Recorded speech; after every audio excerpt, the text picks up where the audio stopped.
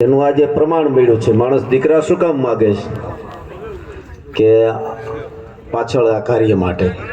એટલે રાંદલમાંનો એક ભાવ રજૂ પેલા કરતા આપણે કે લીધું ને ઘોટું મારું આંગણું માં પગલીનો પાડનાર ખોળાનો ખોદનાર દ્યોને ના દે પગલીનો પાડનાર ખોળાનો ખોદનાર દ્યોને ના દે.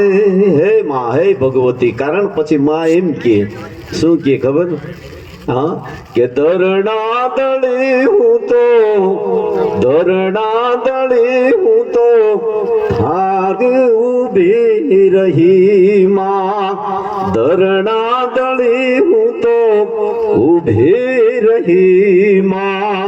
જાનકીનો માગનાર જાનકીનો માગનાર ઘરના આંગણામાં રમનાર યોને ના દે. માં ભગવતી અજબૂતતા છે. હું ઘણું બોલી શકું પણ મને આજે એમ થાય છે કે આ બધાને સાંભળીએ.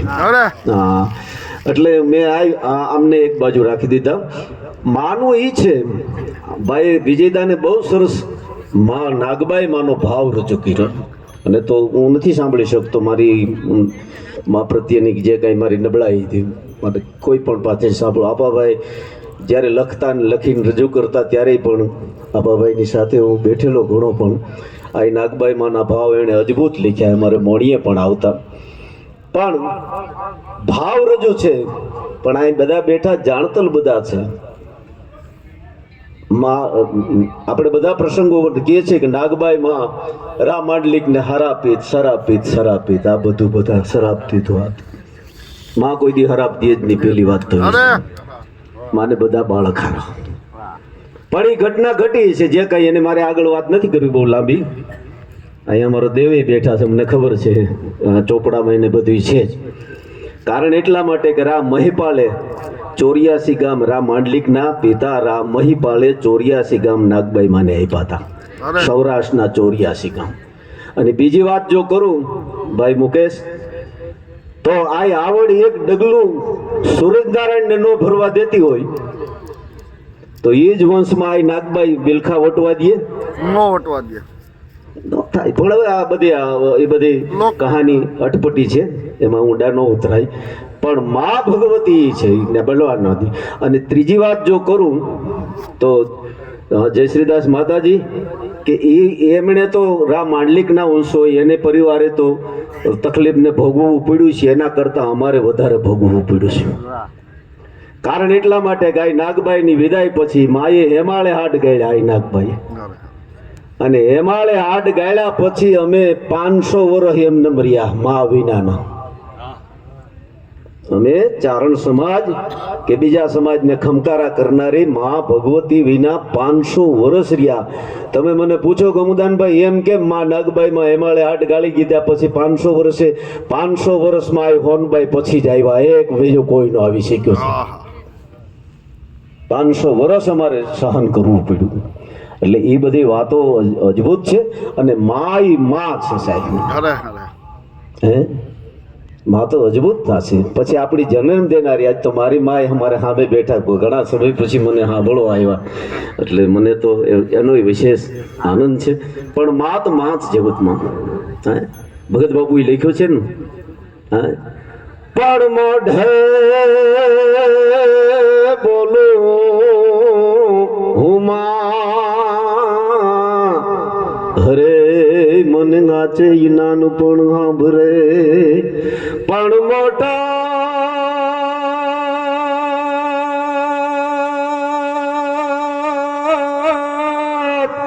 આ મોટા બધાની હે મજા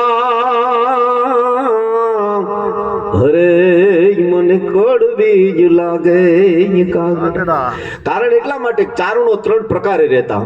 જય શ્રી માતાજી. એક ચારણ ગરાસદાર હતો, ગામધણીયા. આ ચારણિયાના ગામધણી છે.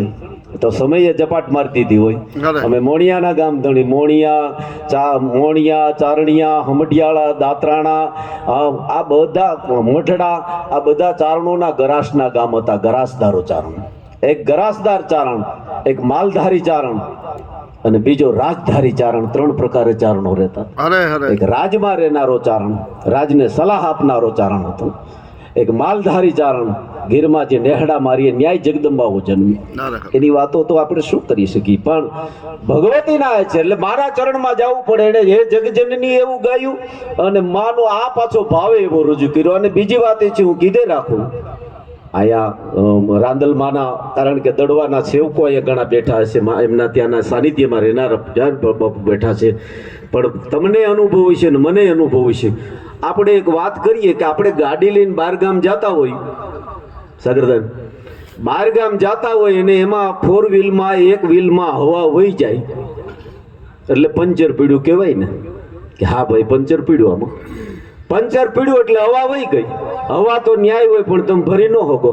અરે અરે તમારે હવા તો ન્યાય હોય, તમે ભરી ન શકો. કારણ એટલા માટે કે પંચર વાળા પાસે લઈ જવું પડે. અરે અરે અરે પંચર વાળા પાસે તમારે એને લઈ જવું પડે, ત્યાં જ તમારું પંચર હંધાય. એ મારા ને તમારા જીવનમાં જ્યારે જ્યારે પંચર પડે ને ત્યારે આપણે કાં મોણિયા જવું પડે ને કાં દડવા જવું પડે ને એવી જગદંબાના સાનિધ્યમાં આપણે જવું પડે ને જવું પડે, તો જ આપણા પંચર હંધાય ભાઈ. અરે નકર પંચર હંધાય નહીં માણસના. એટલે મા ભગવતીના પ્રયોગના આલામાં જે છે, એટલે વિશેષ તો શું કરીએ ને આજનો આ જે કાર્યક્રમ છે એ પણ માનો એક દીકરો જેને કહેવાય રવરાય રવેશી જગ પ્રવેશી વકળ વેશીએ. માં રવેશીના બહુ ઉપાસક ચારણો, બધા માતાજી જગદંબાઓ ચારણોની શું વાત કરીએ, ઇતિહાસ તો વાત કરવા બેહી તો ઘણું થાય. પણ કોઈ આયે કોઈ જાયે ये तमाशा क्या है समझ में कुछ नहीं आता कि दुनिया क्या है. कोई आवे से कोई जाए से, हाँ जाने वाले तो हाँ आने वाले तो वापस चले जाते, लेकिन जाने वाले वापस आता नहीं. ये तरीका क्या है? અરે तुझे तो शौक है हर चीज गिन गिन लेने की, मगर तेरी ही गिनती नहीं तो दौलत को क्या गिनता है.